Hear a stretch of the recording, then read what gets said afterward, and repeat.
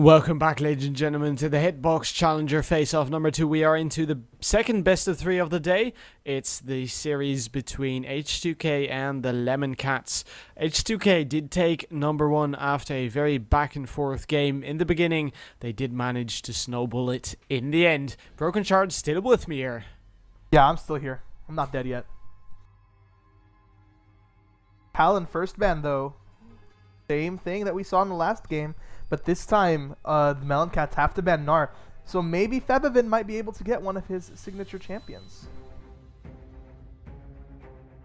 He may indeed. Gnar indeed coming out as well. Aurelia this time around is going to be taken away from Flaxus in that top lane. So he will not be playing that this game around. He did have a very good game around last game. So it's not really surprising to me that they would ban that one out. Just have to see the Maokai being taken out now. Lots of top laner bans going, so all we got really left is the Rumble and the Cassidin. Maybe a Lissandra as well. It'll be interesting to see how they keep banning out here. Let's see what they do indeed.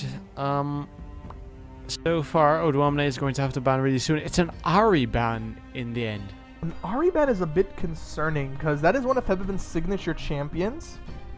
Maybe he's setting up for a Jace first pick, because if they ban Zed now, if Meloncats ban Zed, I expect Jace first pick. Like, that would probably be the best rotation pick for them. Otherwise, I fully expect the first pick Zed. Gideus now going to have to ban that last champion for his team. It's going to be the Zed.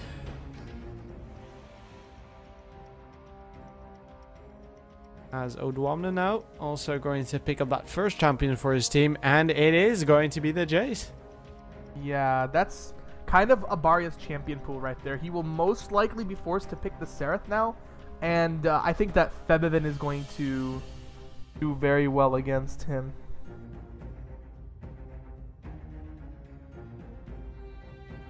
On the other side, however, Lee Sin and Corki also being picked up. Corki not certain just yet. They are still hovering over. But in the end, they are going to lock that one in. So it is, once again, going to be Gideus here on the Lee Sin. And to his credit, he did have a very good game on the Lee Sin last game. Yeah, his Lee Sin was really good last game. So it's not surprising he's going for that again. Definitely has the confidence. And a Cassidin being hovered over. I really like that pickup.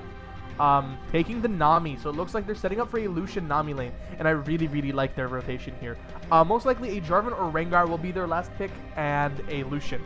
H2k, in my eyes, it seems like Broken Shard is breaking up a bit here. Alright then, Abaria and Crikey here are looking for some more champions to pick up for their team, obviously. As you saw, indeed, the Nami and the Cassidin coming through for H2k.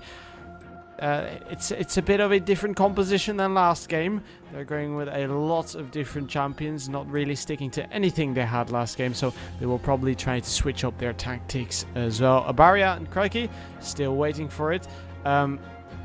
They're hovering over Veigar here. Thresh would make sense. Veigar does surprise me. And it's going to be a Mundo, apparently. Mundo? I don't see how Mundo can really pressure the Cassidin.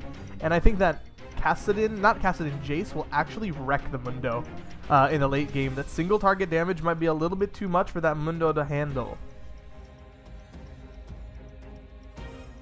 Not so sure I agree with that rotation. And Lucian Jarvan, yeah, that's exactly kind of what I expected there. Strong bot lane with the Lucian and the Nami. And Kog'Maw would be fine. I think Kog'Maw would be good as well, because there's no one to really dive onto him. It's good against the Mundo. Has a bit of a mix of magic and physical damage. And the Jarvan's good of a frontliner. Dude now is going to have to pick up that last champion for Abaria in the mid lane. Any expectations here, Broken Shard? I actually, for H2k right here, I think that they've kind of picked every good champion. I think Abaria will go for the Seraph now. If not Seraph, maybe Orianna. It's not very comfortable on that. Syndra would be interesting.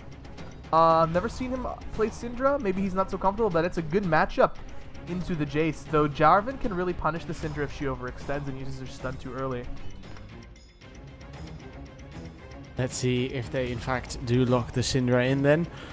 Barya, of course, playing on the Xerath last game. Lots of... Oh, actually, they might be looking to pick up that Fizz. That one did slip through the picks and bans, so it would make sense if they pick that one up.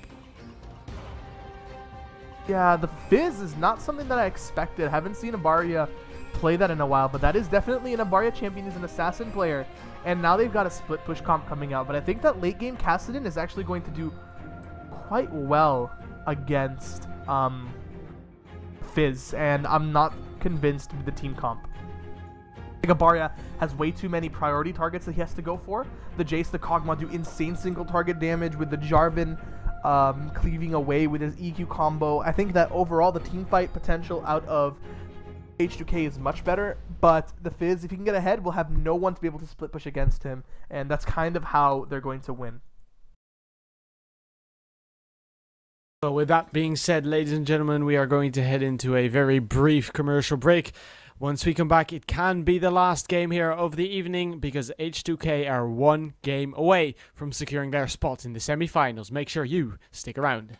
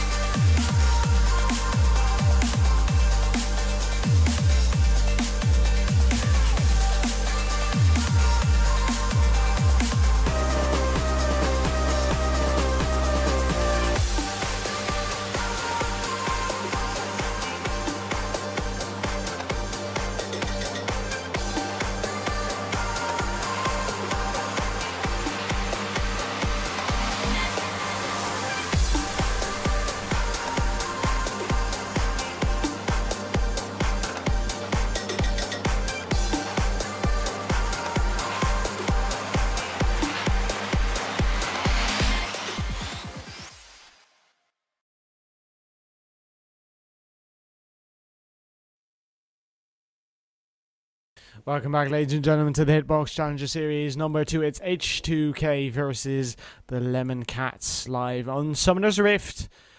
And as I said earlier, H2k are just one Nexus away from securing their spot in those semi-finals. Hello. Anybody hear me? Am I talking? Yes, you are. Nice. See Mundo doing some damage to the Kassadin up here. Not really much going on. I've never seen this matchup before, actually. I would assume that the Mundo might have a bit of pressure on the Kassadin, but could just be a farm fest and allow Kassadin to kind of get his items. The Roa, the Hourglass, very big important items for him. It's kind of what he's going to need before the team fights start so that he can kind of go where he pleases.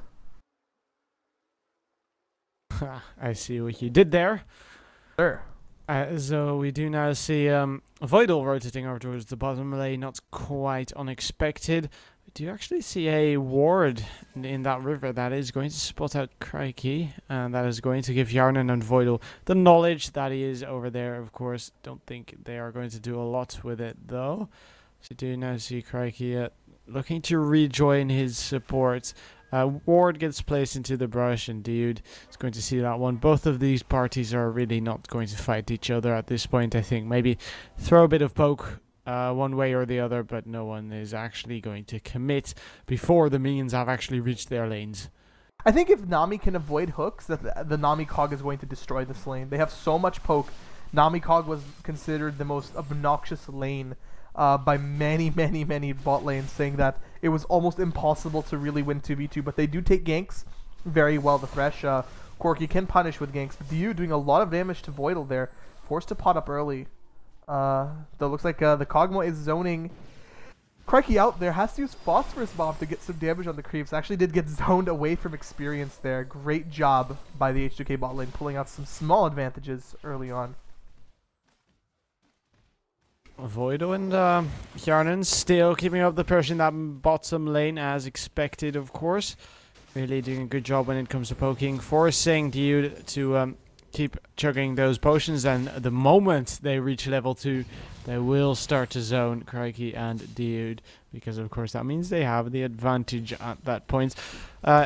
Interestingly enough, Amin and Gilius are not mirroring each other's jungle, so they will end up in different lanes when they finish their jungle paths. Kassadin is very gankable at this stage of the game, and Gilius knows that. There's a lot of slows coming out of the Mundo, a lot of slow coming out of the Lee Sin, Red Buff, and Tempest Cripple. And Odoamne, looking at where he is right now, could be really gankable. Flash onto Odoamne will be safe, but Gilius burnt the flash early and ends up taking out Odoamne's flash, but flashes onto him regardless. Maybe a bit of miscommunication there, a little bit antsy to try to make something happen, but that means Odoamne will not have his flash, and a turnaround gank for Gilius is definitely something that he can do. Has no pots left, so he's very low. Blackfish though, just gonna farm up now. Yeah, slightly interesting play at least. Flash straight after the flash, thinking they could have maybe killed him, but in the end really didn't have enough damage. So we do now see Amin moving towards that bottom lane, still clearing out his jungle, doing what he can. He's actually doing a bit of an invade here, so he managed to pick up some of those wolves, and now he's heading in towards the mid lane, probably waiting for a Barrier to use that playful trickster before heading in, but deciding perhaps against it for now, as he really doesn't want to spend too much time. So in the bot lane, Yarnan actually got pulled in by the Dude hook and took an unfavorable trade, but Voidal is just going to be able to constantly heal him up with the Ebb and Flow, the most annoying spell in the bot lane history. It's a poke and a heal. Look at what he's doing there, poking out Crikey, who has no pots, but here is Amin in the bot side of the map. Gilius will find him, has backed already. Amin still has not backed. Only level 3 as well, so he's considerably far behind Gilius at this point, who might have been a little bit more efficient than him. So he's running to the bot lane, looking to maybe get something, but Voidal, Aldiov, running to get a ward, or playing Living Ward here. We should be safe for now. Crikey and Dude falling really low because of all of that poke out of Yarnan and Voidal. Really doing a good job. Amin now actually heading into that lane. They may... I thought he was maybe looking for a lane gank and perhaps a turret dive, but it seems like he's just going to do these double golems. Although Amin did an early back and did not teleport to lane, he got boots and a ruby crystal, so he's not only tankier, but he also runs faster. I guess that's because he's concerned that another gank would come out from the Lee Sin, though. Julius has made no such movements in the top lane, maxing out his E to try to push him. It looks like Flaxish wants that wave on the turret. Actually, Febiven now roaming up towards that top lane. Flaxish could be in trouble here. The Shock Blast Connect just needs to dunk it out. As we do actually see first blood in the bottom lane already. Now Flaxish might go down here as well. He's just going to either tank up the turrets or tank up Febiven, and he will go down. It's 2-0 for H2k. A 1v1 kill, a 2v2 kill in the bot lane, and a roam up top from Febiven. Really good job from him. He used no summoners in that, and Odoamne now has the wave in a perfect position. Forces Flaxish to base, pick up an item, and teleport back to lane. Odoamne will have his catalyst soon enough, needs about 200 more gold, and once he gets that, I think he'll be pretty fine in that lane. Meanwhile, Crikey taken very low in the bot lane. Yarnan and Voidal doing such a good job of poking him out. He will actually base before he has enough money for his Phage. Or no, looks like he's going to try to stay. Here's Julius. Looks like they might try to bait something out here. No, they're not biting it. Crikey will be able to farm this and pick up enough gold for his Phage. Yarnan and Voidal still sticking around though. Oh, actually, meanwhile, the jungle, or in the river rather, we're seeing a bit of an engage. Flash comes out. Hook gets flashed out by Amin. Nice reaction times by him, obviously, and he makes it out alive. Same goes for Gilius. Good shock blast to chunk him down heavily in that fight. That was such a great play from Febiven to be right there, but if you compare the items, he's only got a tier 2 Doran's Ring and the Amplifying Tome with a... We do now see Odoamne trying to farm it up in the top lane. He's falling pretty low, so he may want to be careful, as Amin is also obviously going to gift over this blue buff to Febiven. Meanwhile, Abaria, as expected of course from a Fizz, is having some trouble keeping up in CS, especially versus a Jace of course, but this is expected, I guess. Now that he has the blue buff, he can use his Playful Trickster more often to keep his farm off, which is which is of course his main ability to farm.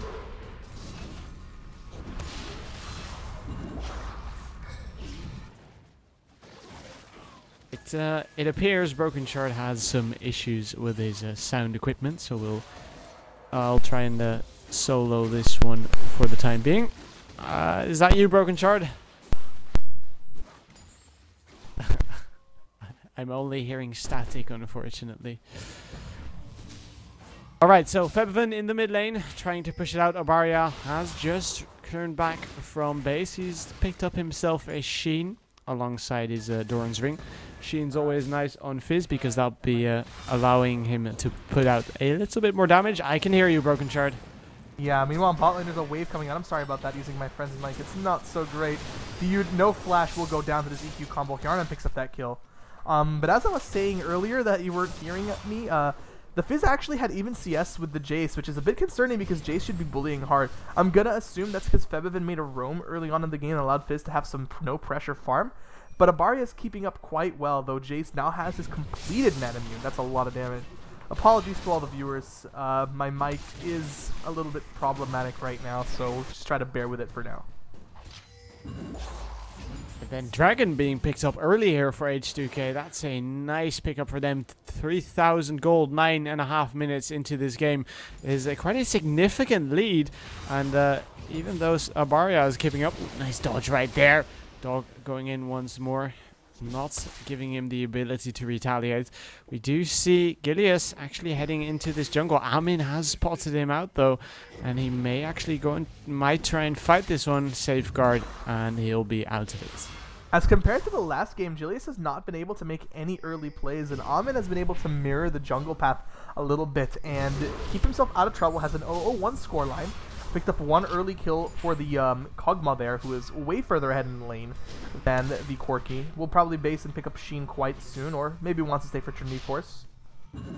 He's 700 gold ahead of that Corki. That's problematic. But Odamne having a little bit of trouble early on in this top lane. Expected. I didn't actually expect Kassadin to be able to really fight or kill the Mundo, but poking him up quite hard. Meanwhile, mid lane though, Abaria taking a lot of damage. Down. Ignite is sticking. Is it going to be enough? Yes, it is. Febiven picks up the kill. Top lane, we might see another gank. Odamne has flash, has Rift Walk. Should be fine. He will actually turn onto Flaxus here. Ooh, the Rift nice walk out of it. Rift Walk. And oh, there's a Sonic Wave. Doesn't quite connect. Double Flash comes out, and Odwamna makes it out to a safe distance. They walk past this pink ward. And meanwhile, that bottom lane, Dude going down once again. Amin showing up there on the other side of the map to pull off a gank as well. And for them, it does pay off. Yarnan getting lots of kills, and we kind of saw last game what happens when this AD carry gets lots of kills. He definitely has the potential to carry this game, especially when he's playing a hyper carry. But it looks like all around the map, the lanes of H2k are winning. Odamne will get all in by Flaxus here. Juking and kiting around, but Flaxus taken very low. We'll have to flash away. Good work by Odamne to push him out of there.